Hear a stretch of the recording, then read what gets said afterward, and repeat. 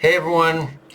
So this chapter gives us the full length of Setsuna's backstory and her goal, and it's kind of an intriguing parallel Mashima's drawing between Setsuna and Yakuto, as they have both lost people they care about to God, but that experience left them with different perceptions of the of just of what the of what they want to do.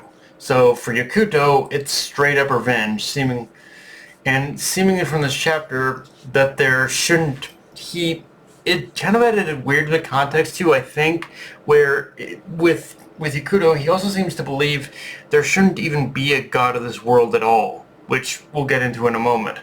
Whereas Setsuna believed that the way forward is to take control of God's power and bring back all that she'd lost. And it's funny how both characters hold on to their past, but Setsuna is the one who can't let go of it, while Yakuto is the one who's always looking forward rather than clinging to what happened. Rather than necessarily clinging to what happened, despite the irony of him seeking revenge. Um, Even more than that, though, this back and forth did present a very interesting question, which is what's going to happen to the world where there is no God? Because on top of feeding more into my personal theory that this god stole his power from the other god before him, it also feels like as it also feels like this chapter is trying to implicate that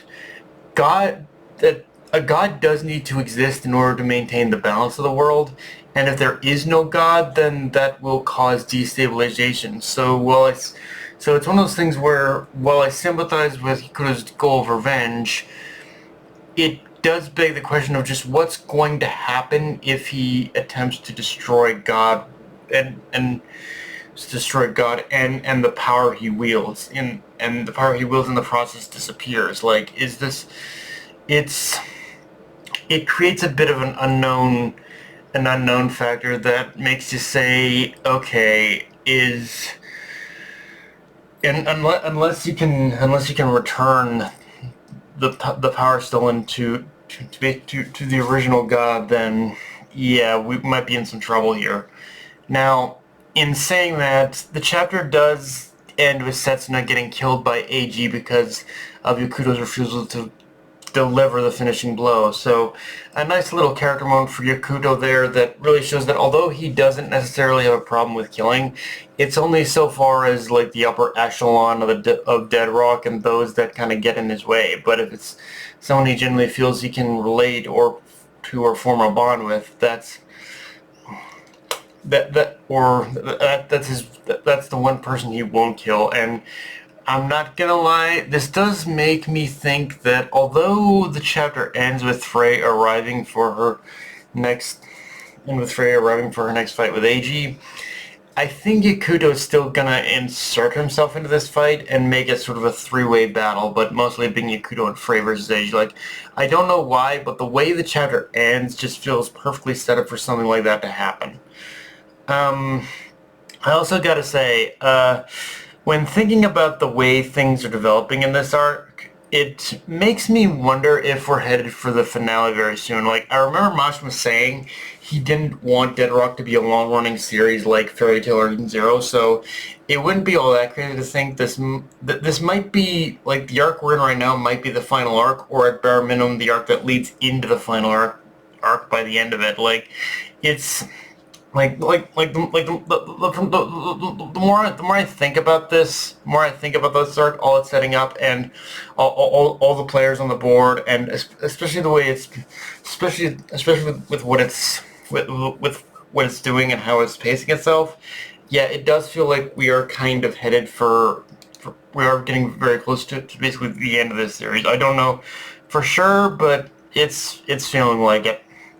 Um, and yeah, whether it's a free for all with Frey and Yakuto taking on AG or just a 1v1, I do feel again a little uneasy about this fight and whether Frey will survive. And I know it's something I've repeated ad nauseum, but it's like it's one of those things where like it's just one of those, and I know it's just one of those things where I don't want to believe that Frey will die so soon after getting this big power up, but at the same time, it's also true that Mashima is still playing by a different set of rules with the story compared to something like Fairy Tail or Eden Zero, and I can't, and and, and because of that, I can't rule out the possibility either, even after Frey escaped death the first time. Like, it doesn't mean she's gonna end up escaping it a second. Like, you only get one chance to escape death, and unfortunately, this second time she might not be so lucky. But again, we'll have to wait and see if Mashima does do that, or if he's still got plans for her in the future. I think, and I think what also does make it a little uncertain to me is we haven't I don't think we've seen the full potential of what AG is capable of. Like, I think we've only saw him fully transformed once, and that wasn't enough for a full display of what he can do. So it's like, yeah, there's some things here that are making me say that AG is, even though we know what his power is, AG is still kind of an unknown factor, so to speak. But yeah, guys, that's pretty much all I got for this review. If you enjoyed the video, like, comment, subscribe. Follow me on Twitter, or follow me on Blue Sky, Analyst Crunchyroll, push the notification bell, the subscribe button, and just share it around, guys. Dark Knight, signing off. Later, everyone.